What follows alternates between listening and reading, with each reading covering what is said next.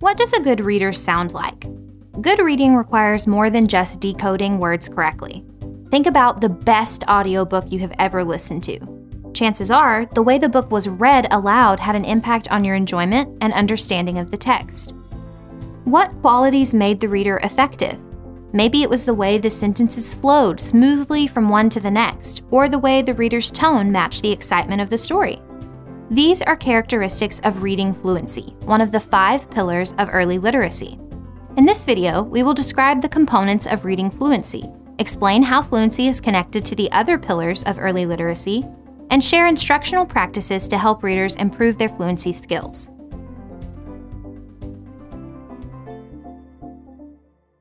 In 2000, the National Reading Panel identified 5 areas, or pillars, key to the development of early literacy skills. These pillars are phonemic awareness, phonics, fluency, vocabulary, and comprehension.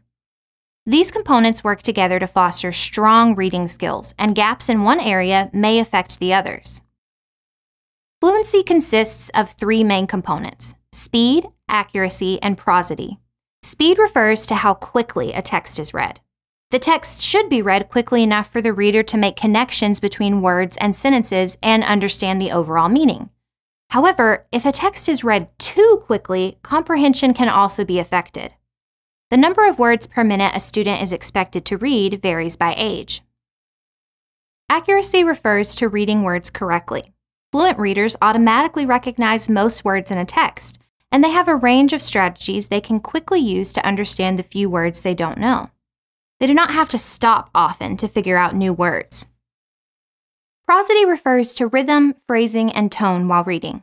In other words, reading should sound like natural conversation. There should be pauses after commas and between sentences. Statements, questions, and exclamations should sound different from one another, and the reader's voice should contain expression.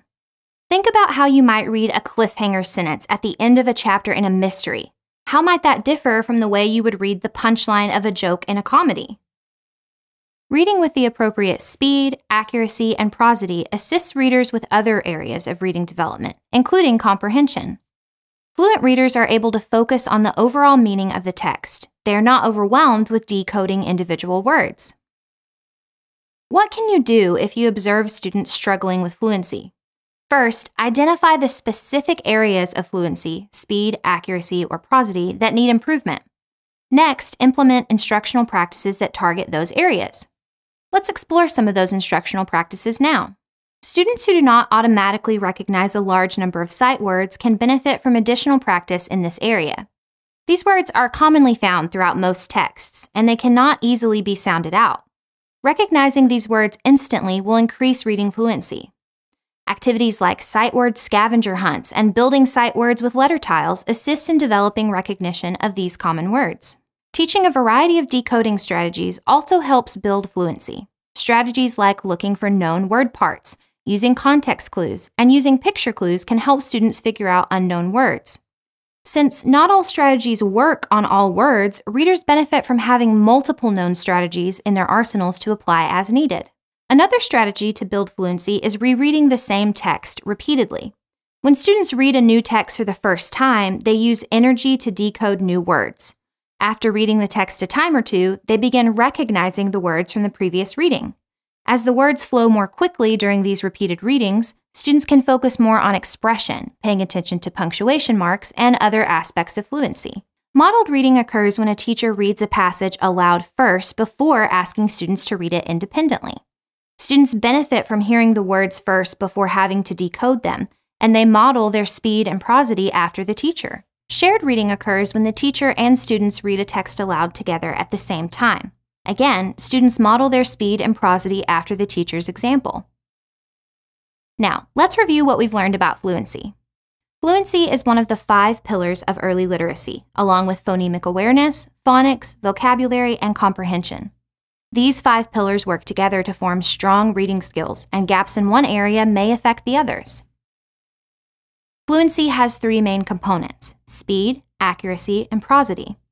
Fluent readers read words accurately at an appropriate speed using suitable rhythm, phrasing, and tone. Fluent reading should sound like natural speech. There are many instructional practices to assist students in increasing fluency. Readers may benefit from practicing sight words, learning a variety of decoding strategies, rereading texts, and engaging in modeled and shared reading experiences. Before we go, let's apply what we've learned. What is the relationship between fluency and the other 4 pillars of early literacy? How do they work together to develop strong reading skills? Let's consider the following situations in which fluency affects comprehension. Anna recognizes few words automatically and relies heavily on sounding out to figure out unfamiliar words. Her reading rate is below her expected first grade level. By the time she sounds out the last words in a sentence, she has forgotten the words she read previously. How does this affect Anna's comprehension, and what instructional practices could improve her fluency?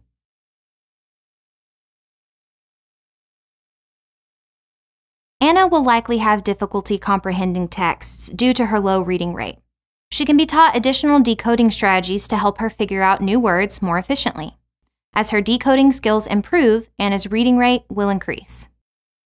Luis automatically recognizes most of the words he reads, and he uses several strategies to easily figure out the few words he doesn't already know. He reads very quickly and tends to ignore the periods between sentences. How does this affect Luis's comprehension, and what instructional practices could improve his fluency?